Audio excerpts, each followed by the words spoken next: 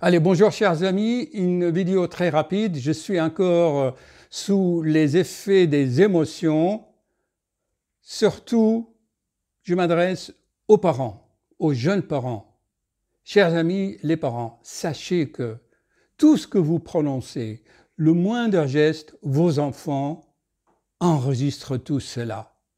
N'oubliez pas, je vous avais expliqué dans d'autres vidéos, les deux voies, les deux circuits neuronales qui connectent l'amygdale au cortex et à la vision. C'est des circuits automatiques qui enregistrent tout.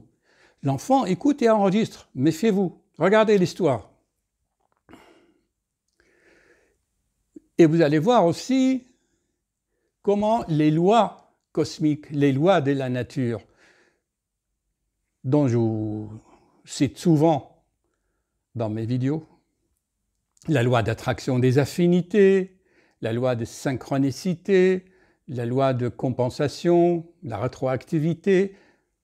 Toutes ces lois, vous les trouvez dans le fonctionnement de l'être humain à chaque instant de sa vie. Regardez bien. Je vais vous raconter l'histoire réelle. Ce matin, il fait chaud, je voulais prendre un jus d'orange au bistrot à côté, un sympathique bistrot familial, italien. La patronne est sympa, elle fait les choses avec amour et gentillesse, on sympathise. Bon, donc j'étais au bar rapidement parce que j'avais des consultations et je vois débarquer une famille, une mère avec deux enfants.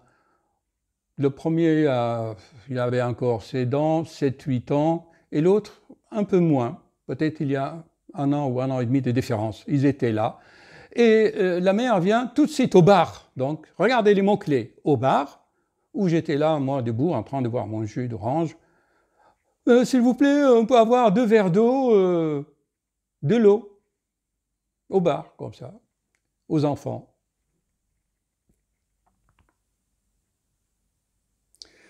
Je vois la scène et je vois que la dame avait un accent. Je lui dis « Ah, vous avez un joli accent. D'où ça vient ?»« Ah, je suis italien. » Et comme le bistrot est italien, donc elle vient pour parler un peu. Je dis « Intéressant. Et de quelle région en Italie ?»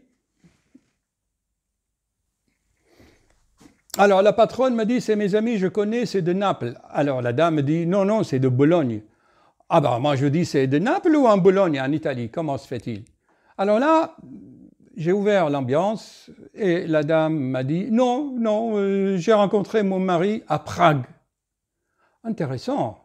Et comment intéressant cette histoire. On était dans un hôtel et elle m'a abordé, elle m'a accosté au bar. Vous avez bien entendu, d'accord?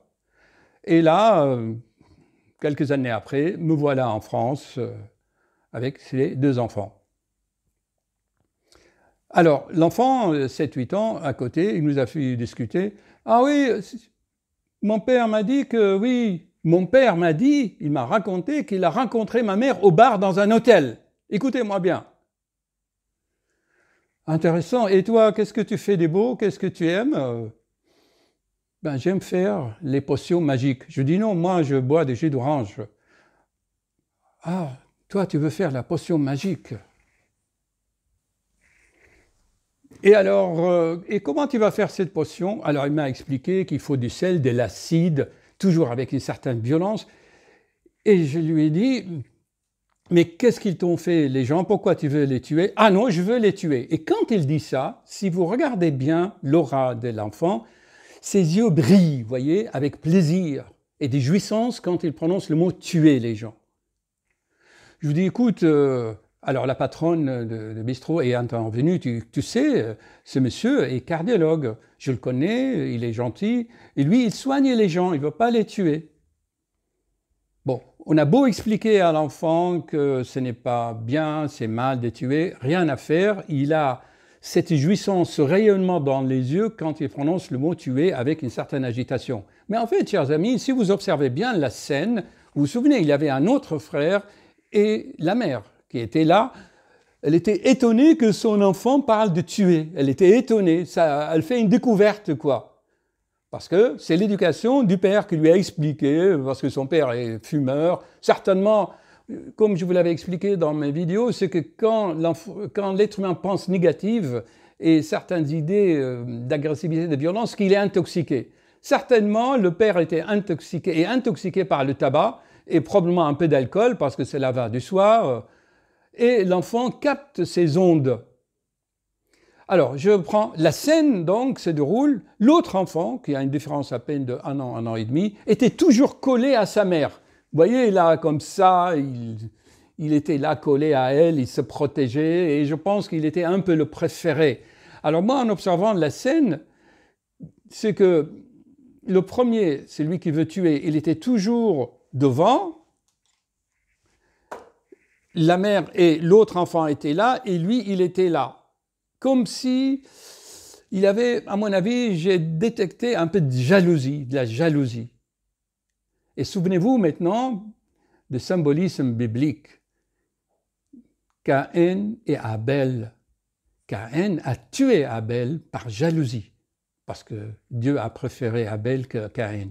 Donc, chers amis, vous voyez que les instincts au niveau de l'être humain, dans le cœur de l'être humain, commencent tôt, dès l'enfance, même avant la naissance. Alors, la maman a pris conscience de cela. Alors, je me suis tourné discrètement vers la maman. Je dis, peut-être votre enfant, il faudra peut-être l'aider par un peu de psychothérapie pour l'aider à changer un peu ses pensées, à comprendre pourquoi il veut tuer. Et là, dès que je lui ai dit ça, je vous dis, chers amis, elle a piqué une crise d'hystérie. Oui, vous ne savez rien, vous discutez, vous... Je dis, écoutez, madame, moi, je voulais juste, vous voyez, dire à l'enfant que tuer, c'est pas bien. Ça, c'est général. Je n'interviens pas dans l'éducation de vos enfants. Mais, chers amis, sachez, la scène se déroule où? Dans un bar. OK? Et le père et la mère sont connus dans un bar. Donc, voyez-vous que la loi d'attraction des affinités, ces ondes, ces vibrations emmènent les gens toujours aux endroits où tout a commencé, en fait. On tourne dans des ondes comme ça. Et même certains auteurs, je vous le dis, chers amis, disent qu'une femme enceinte avant le 4e mois, c'est-à-dire qu'avant que le corps astral intègre le corps de l'embryon qui est dans le ventre de la mère, se fait aussi par attraction d'affinité. OK? Si les parents se promènent toujours dans les bars avec les buveurs et les fumeurs, l'esprit qu'ils vont attirer chez eux dans le ventre de la mère, ça sera un esprit qui a une affinité avec ce contexte. Est-ce que c'est clair maintenant?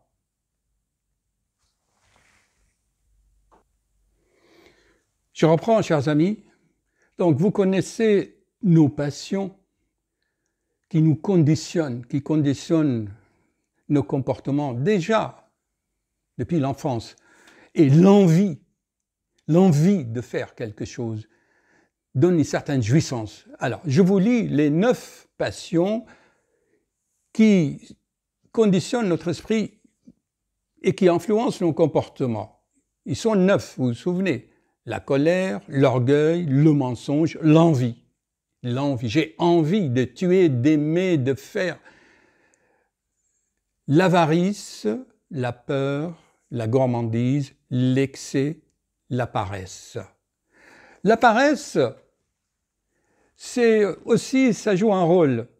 Parce que, excusez-moi, je ne veux pas travailler sur moi-même, je ne veux pas faire d'efforts, et je pense on va plutôt préférer de juger, et dans le cas actuel de 2 enfants, c'est un peu de jalousie. Parce que si on regardait plus loin, le grand était jaloux de la place qui prend auprès de sa mère. Il était certainement son préféré. Donc, voyez-vous, chers amis, l'histoire de Caïn et Abel se répète.